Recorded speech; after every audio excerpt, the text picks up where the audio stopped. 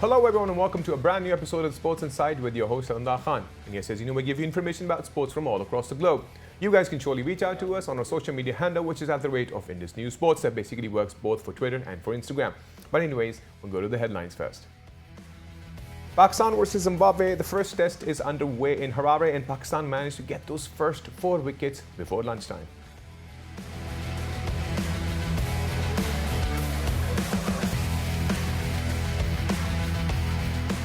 And talking about Champions League semi-final first leg, yes, Manchester City beats PSG 2-1. That's more interesting and more news to come about that.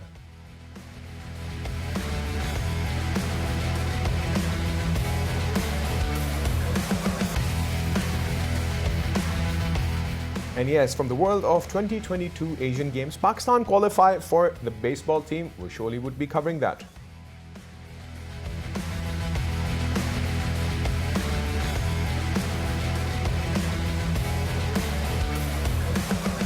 And yes, from the world of tennis, Novak Djokovic will not defend his Madrid Open title next month. We'll surely talk about that.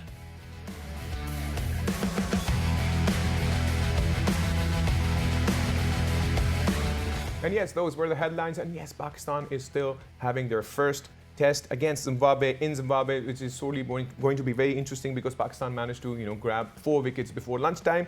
But yes, the tour has been pretty much ups and downs filled with that. We've seen that in the T20 side where Pakistan actually managed to grasp that victory 2-1. But surely we'd want more insights, and to discuss the insights, I think the guest that we have, Dennis Friedman, is one of the closest person to Pakistan cricket team. So we surely wanted him on board. So Dennis, welcome to the show. Thank you. Pleasure to be on. Very happy to be on. Great. So Dennis, we'll start off with the tests to begin with. As the test is still underway, Pakistan managed to get those 4 wickets. And how do you see this complete tour of Pakistan to Zimbabwe? How the things are they up to the mark as you saw it or not? From a Pakistani perspective, I think so far the tour has been a bit disappointing. Obviously, with the T20 series only winning 2-1 against one of the weaker teams in world cricket is not great. The 99 was something not to be proud of. Right. But touring, I think last time we talked on this program, I explained, we talked about the South African tour, and touring is difficult irrespective of who you play. It's always hard to be away from home, sleeping in a bed that's not yours, not surrounded by family, and unfamiliar surroundings, unfamiliar pitches, and especially with COVID. Right. And the bubbles happening, it's another level of difficulty. So they still got the win, and now the Test match series is on, which I've really been looking forward to. A really good start in the first session by the Pakistani bowlers. Good to see them playing 2 spinners as well. Right. I'm very happy about that. I'm a big fan of Nouman Ali, and he took a wicket in the first session. And I think with him, Hassan Ali in the team obviously deserves to be there as well. Had a very good first-class season, and Shaheen Afridi leading the attack. It should be good times for Pakistan, I think, in the test. Yes, it surely is interesting, and getting those initial wickets, I think, would surely give them the plus that we actually want. But anyways, you are absolutely right when it comes to the T20. There were a lot of disappointments, a lot of loss of hopes. Specifically, Pakistan was the same team that actually managed to score that 200 plus and win against the Proteas, and eventually coming up to a point of collapse under the runs of 100 runs. But I think it was a slower wicket as well, because we have not seen a lot of high-end scores in terms of all the T20s that took place in Zimbabwe. Sure, but the Zimbabwean, this is what I was trying to explain before. The Zimbabwean bowlers understood to take the pace off the ball, yet when the Pakistani bowlers were bowling, they were trying to bowl as fast as they could and weren't bowling to the conditions, and it played out. I think the reality is, though, in T20 cricket, you can see some of these anomalies now and then, and it happens. Even the best of teams, India got bowled out in a test series in Australia a year ago for 36. It can happen. Right. So we shouldn't look in isolation at these things. I think the bigger issue for Pakistan in the T20 team is what is the team? They played 4 openers, they played 2 wicket keepers. Right. What actually is the best team? I think Mohammad Wazim, the chief selector, needs to go back to the drawing board and really work with the local selectors and all the coaches of the local sides back in Pakistan and really build from scratch a team, and especially a middle order that they can get around for the future. I think at the moment selection is very confused. and it played out in the T20 squad, and therefore the results probably weren't there. You are absolutely right, because I remember after the first T20 that we had, so we brought in Ryan Burl on the show, and we surely had a word with him with regards to how did he see the first match, because if we look at the first match, it was yet again a very close call, and I think Mohammad Rizwan is like one of the geniuses that we have right now in terms of someone out there who can be there. Not only that, even in the second match, but ultimately the point is we seriously need to devise one strategic team in terms of T20. We can't just jumble players around to see that what will work and what will not would work, because it's going to be, we need to have a gelled team, if I'm not wrong. No, you're 100% correct. I think sometimes in the journey you need to back some young players in and just play them. I would love to see ZIM Khan playing just as a batsman at maybe number 4 or number 5 in the T20 team and just be allowed to hit. I know there's a lot of love for Sarfaraz Ahmed, but his days are over. Rizwan is now, really taken over as probably him and Rizab Pan to the best 2 wicket-keeper batsmen with white ball cricket in the world. Right. So there's some strength there. The bowling is strong. It's just that middle order from 4, 5, 6, 7. It's just a bit. It's a bit confused, and I think some decisions need to be made and back some of the younger kids in for a long time and let them play 2, 3, 4 years as a team and let them gel, and forgive them for their ups and downs, but let that happen. The reality is with selection, if it was, people say to me, "Oh, Dennis, we should pick this player or this player because of their stats," and the reality is with selection, if it was just done on stats, you could get a robot or a computer to do it, but selection is a bit more nuanced than that. And you need to allow the selectors to actually pick a team. The problem is at the moment they're confused, and it's playing out on the field, and then you're getting mixed results. I think the Test team is a lot more settled. Right. I think the middle order is a lot more settled. It obviously helps when guys like Fawad Alam can come in and really solidify the middle order, and he's following Babar Azam, who's one of the best in the world. Absolutely. I'd like to see. I'm not sure. I'm convinced that we've got the right 2 openers. With Butt and Abid, but we'll see how that plays out. This tour is probably not the best one to judge on that. So that's probably a weakness to fix. But I think the bowling attack, the wicket keeping in the middle order is quite strong in the Test team. It's with the white ball that there's some confusion. Right. But you're absolutely right. But there were question marks. If we go into the T20 side, there were a lot of question marks. In my opinion, I've personally seen Heather Ali perform super genius, super amazing when it comes to the PSL. But whenever he's been on the team with regards to performing against an international team, whether it's touring to the country or the team is outside, it has been a lot of question marks. Not only him, Asif Ali was also one of the biggest question marks, because a lot of people were like, how about having Sarfaraz Ahmed on board? But it's still a very tricky middle order for us. And when do we come to that point of having that perfect gel of team? It will take some time, Again, T20, the ups and downs are exemplified in T20 because it happens so fast. And you can make a duck in T20, but if it's with an over to go and you're swinging hard, people forget that was the case when you're in 3 matches later. So whereas you don't have those type of situations in a Test match series, so it's a lot more easier to actually understand and get a grasp of a player's form.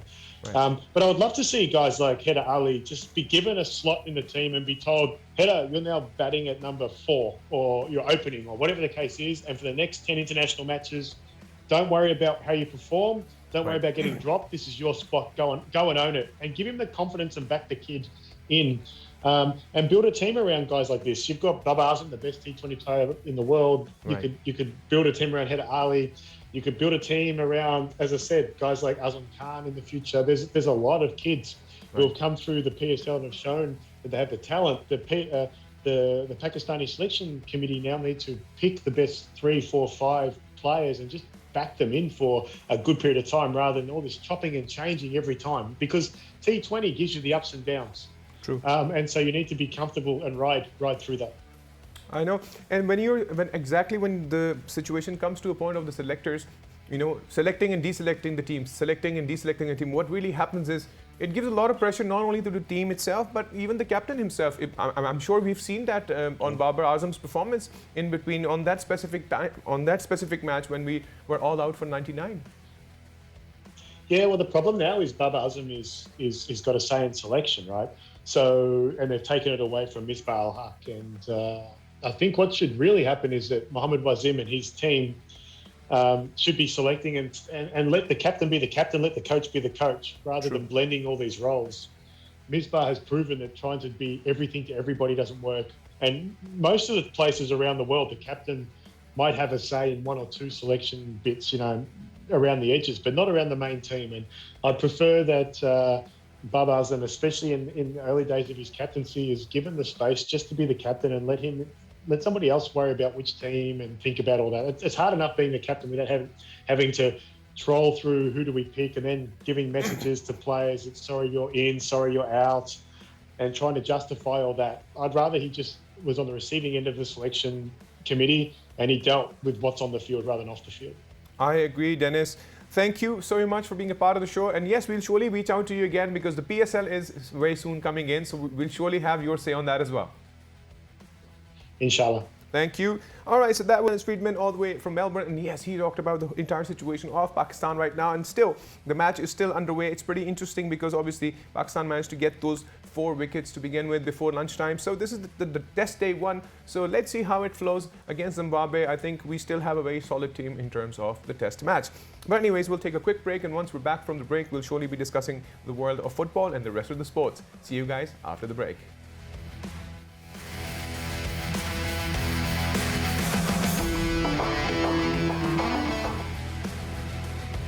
And yes, welcome back from the break. And yes, before the break, we were discussing the world of cricket. That was pretty much it with regards to cricket. But yes, we'll surely jump into the world of Champions League semi-finals. Yes, there are 2 semi-finals that have happened so far. And that was the first leg of the semi-final. The last one that actually happened, that was Manchester City with against PSG. And that was one of the most interesting matches to see because in the beginning, we saw PSG taking that control over the game, but then Manchester City made a comeback, and that comeback was pretty intense. But anyways, to discuss the Champions League semi-finals first leg, this match and the other one, we'll surely be discussing it with Rob Blanchet all the way from London. Rob, welcome to the show. Thank you very much. Great. So Rob, an interesting match, an interesting conclusion. What really happened last night? Manchester City beating PSG 2-1. And in the first half, it was more dominating from the PSG side when we saw it. And, they managed to score that first goal. But then coming back from behind in the second half, how did you see and where do you see the second leg going after this first leg of, obviously, the first semi-final, to be precise? I think the match went in the direction I thought it would. I thought PSG would be out of the blocks quickest, but City would control the game overall. And I think we saw that. I think with Manchester City, they're the favourites, I think, for the tournament. They're at the kind of height of their powers at present. And you really saw in that second half how they were able to manipulate PSG's play and really take the game over. And it could have been a bigger scoreline. Right. But, when it started, because obviously when we talk about superpower, we surely believe that, PSG does have that star power, superpower. But yet again, Manchester City has been literally on the top. I think one of the hot favorites at the current moment. So how do you see this developing into the upcoming second leg? Because this was the first leg of the championship. I'm sure that PSG would surely be more upset right now because they had more chances than Manchester City in this match to score. Well, there's no doubt that when you have Mbappe and Neymar, you expect to win football matches. But when you come up against a team as formidable as Manchester City, I think you really see where the power lies, whether it be in French football or English football.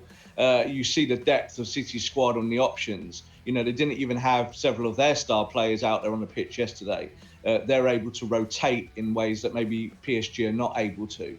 But for me, if you don't get a world-class performance from Neymar for 90 minutes, there's always that chance that the opponent can hurt PSG. And I think we saw that last night. Exactly. And Manchester City have actually won their previous 18 away matches in all competitions.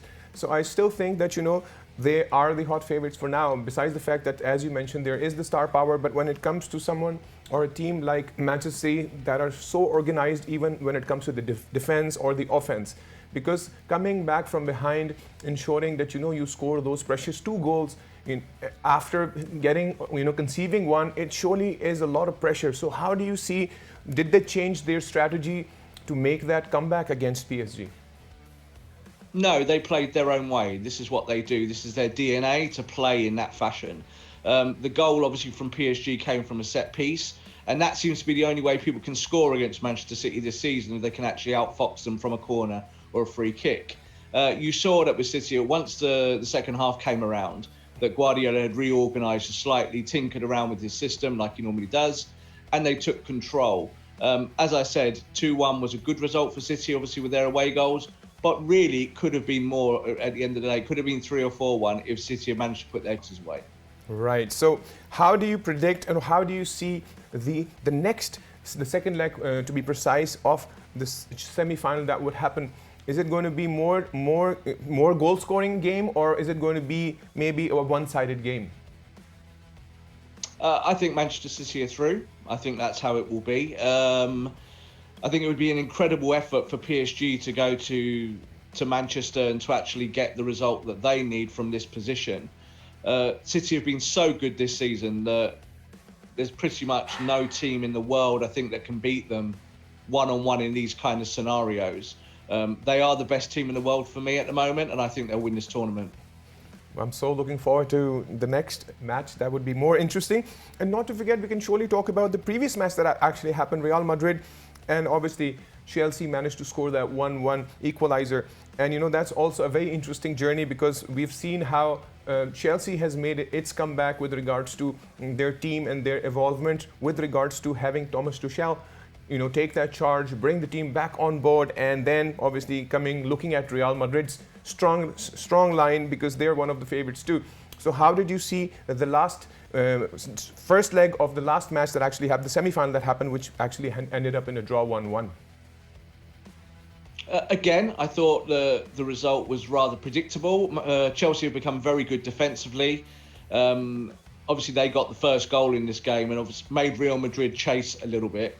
This is not the Real Madrid that we've known from previous generations. They are a good side. They've done well in La Liga this year, but they're certainly not the formidable kind of championship team that we've seen winning this tournament over the last 10 or 20 seasons.